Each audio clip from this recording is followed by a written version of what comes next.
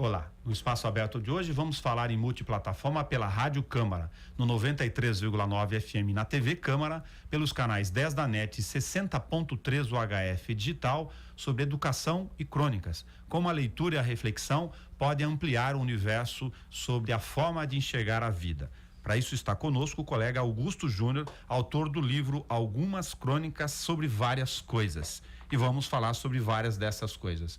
A primeira que eu achei fundamental para a gente trocar ideia aqui, Augusto, é sobre a importância de um menino jovem que passou inteiramente pela trajetória da escola pública ter tido a oportunidade de experimentar reflexões, seja no teatro, seja no texto, seja na literatura. Como isso, para você, faz ou não diferença para a gente falar sobre livros e construção de crônicas nesse momento? Primeiramente, obrigado pela oportunidade de estar aqui. Foi muito importante para mim ter começado com a leitura desde o começo, desde da quinta série, desde o começo do ensino fundamental. Foi muito importante. Eu tive um contato muito expressivo com os livros. Eu vivia na biblioteca, gostava de ler. Eu acho que mesmo as pessoas que não têm tanto interesse na literatura deveriam ler um pouco mais para poder se situar dentro da realidade que ela tem. E isso foi o que aconteceu comigo. Eu comecei a escrever porque eu tive a certeza que eu conseguiria demonstrar as coisas que eu queria, as coisas que eu sentia e as coisas que eu aprendia.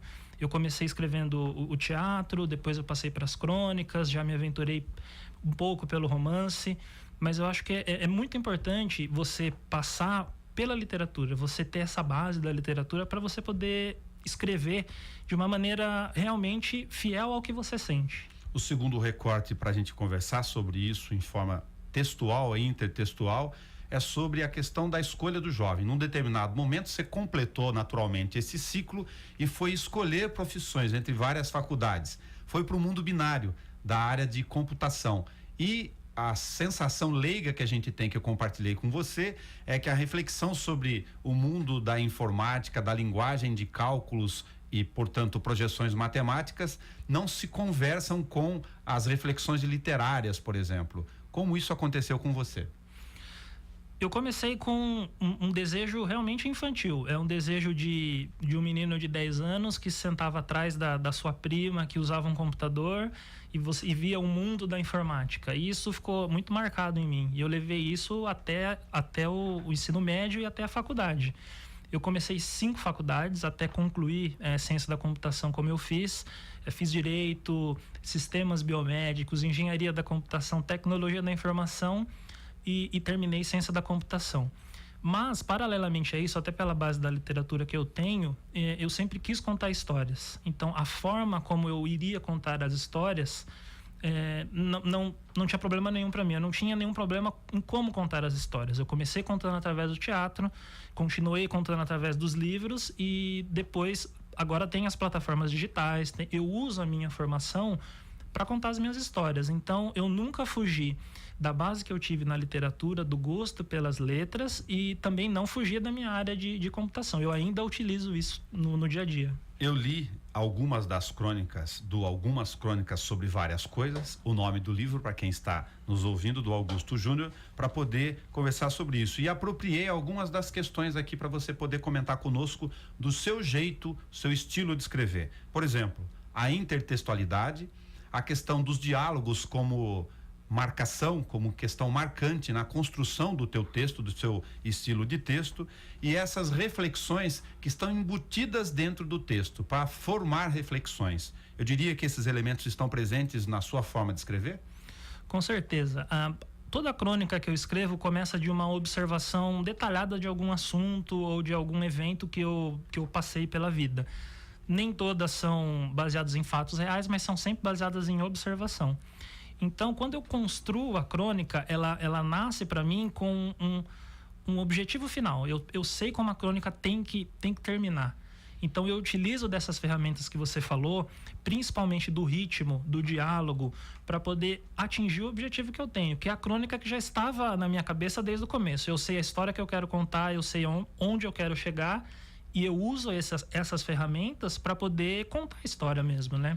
Para fazer essa reflexão, também tem elementos dentro da construção do diálogo seu. O refrão está próprio aqui, o travessão está próprio nas suas formas de escrever o texto, mas com informações simbólicas, às vezes de conteúdo, como temáticas, por exemplo, a homossexualidade, a questão da tecnologia, coisas de observação de pessoas, de ações e de como elas veem o mundo. É essa leitura que eu fiz. Tem sentido isso para você como autor, para a gente trocar aqui? Sim, com certeza. As ferramentas que eu utilizo para contar as histórias têm sempre a ver com o tema que eu estou utilizando. Eu vario bastante, eu sempre procuro utilizar o diálogo na maioria das crônicas, mas ela sempre tem um objetivo, ela sempre tem um tema e ela sempre tem um diálogo. Ela sempre se desenvolve de uma maneira a poder contar o que eu quero contar. Esse é o mais importante. Eu não tenho personagens que se desenvolvem como numa narrativa que eles chegam num objetivo pelo acaso. Eles sempre vão chegar num lugar. E muitas vezes os temas, eles não estão na superfície. Eles estão escondidos dentro do texto, com as alegorias, com as formas com que eu escrevo. Logo, o livro Algumas Crônicas sobre Várias Coisas é uma sugestão para pensar outras temáticas. Sim, de comportamento, por exemplo? Com certeza. Ele é, assim, de maneira modesta falando, ele é um estudo sobre a sociedade, sobre as pessoas. Ele fala sobre diversos tipos de pessoas, diversas situações, sobre sentimentos variados, até na contracapa, a contracapa fala sobre isso. Ele fala sobre diversos sentimentos. Numa mesma crônica, você pode falar sobre fidelidade, você pode falar sobre amor, sobre relacionamento, sobre casamento, sobre conhecer as pessoas, até que ponto você conhece as pessoas. Então, os temas, eles se misturam, mas eles são evidentes. Se você olhar a crônica com bastante atenção, você consegue perceber alguns temas. Alguns temas ficam mais para mim mesmo. Augusto Júnior, não precisa ser modesto, não, que num país com mais de 10 milhões de jovens, que tem dificuldade de interpretar texto, dificuldade de construir frases, portanto, fazer a forma original, básica do pensamento, oferecer esse tipo de leitura é acima da média. Obrigado. A questão de autores e formas de texto. Para você citar eu vou dedar aqui fora do ar, onde Luiz Fernando Veríssimo conversa com você na hora de escrever textos. Luiz Fernando Veríssimo conversa na sutileza, conversa no humor, conversa em expor a sociedade e a realidade de uma maneira que as pessoas compreendam o que ele quer falar. O Luiz Fernando Veríssimo, da mesma forma que ele escreve crônicas jornalísticas brilhantes sobre a realidade, sobre os fatos que acontecem, ele escreve esse tipo de crônica humorística de maneira muito sutil. Ele escreve assuntos como a discriminação, como a homossexualidade também, de maneira muito sutil. Mas a pessoa que lê, ela no começo ela pode não perceber o que ela está lendo, mas no final ela vai levar aquilo com ela mesma. Crítica social. Crítica social. Apesar disso, nós trocamos figura antes de gravar aqui no Espaço Aberto e vou fazer isso para quem está nos ouvindo ou assistindo. A sua crônica tem uma pitada muito boa de conto. E aí, para quem gosta do estilo de conto, de trazer o inesperado. Você está dentro de uma temática, dentro de um diálogo, que é marcante, como eu disse, no seu texto, e de repente essa reflexão navega para uma surpresa.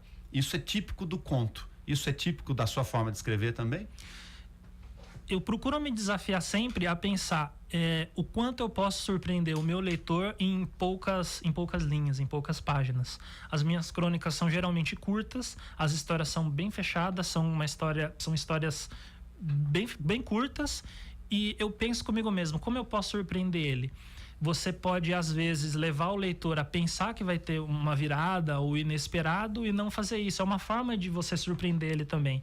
Quando você cria um livro, que é um apanhado de muitos anos escrevendo crônicas, um apanhado com 43 crônicas, quando você utiliza essa ferramenta muitas vezes, você tem que se reinventar para poder surpreender o leitor. Quando ele chega na crônica 35, ele já fala, ele vai fazer alguma coisa aqui.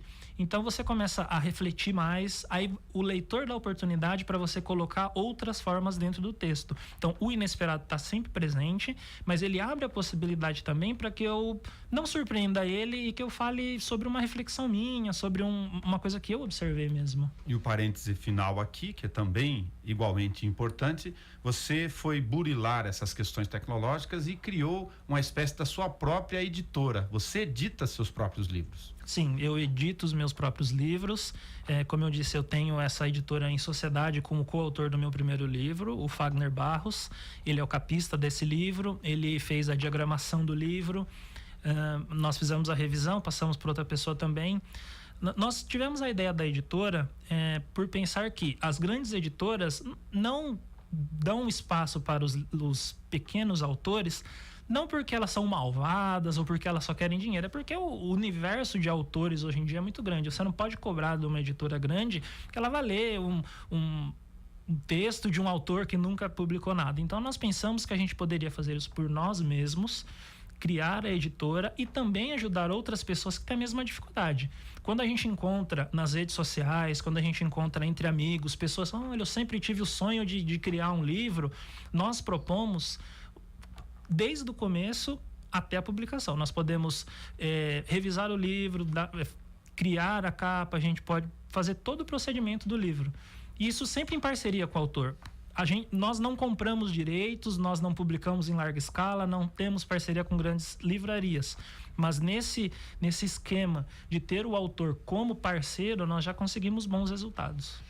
Para matar a fome dos curiosos por textos e, lógico, trocar informações com você, ou deixa um telefone, ou seu endereço no Facebook, ou se procura diretamente Augusto Júnior, para que as pessoas possam conhecer algumas crônicas sobre várias coisas. Sim, quem quiser entrar em contato comigo, pode acessar o meu site, oaugusto.com.br. Lá tem todos os dados de contato, tem o link da editora, tem o link para compra do livro e tem alguns textos que eu publico diariamente. Ele funciona como um site pessoal e como um blog também. oaugusto.com.br? Exatamente. Tudo junto. Tudo junto. Da vogal. Augusto, porque eu sou o Augusto, então oaugusto.com.br. Muito bem. Augusto, muito obrigado de você ter vindo conversar comigo aqui. Você é um contador de histórias nato e falar sobre linguagens, porque quem escreve, pensa, quem pensa, reflete, e é isso que a gente procura contribuir para um mundo melhor. Eu agradeço a oportunidade, principalmente vindo de você, que também é um contador de histórias nato, reconhecidamente contador de histórias. Agradeço muito a oportunidade. Hoje nós conversamos no Espaço Aberto para a Rádio e TV Câmara sobre o livro Algumas Crônicas sobre Várias Coisas, do colega Augusto Júnior. Até o nosso próximo encontro.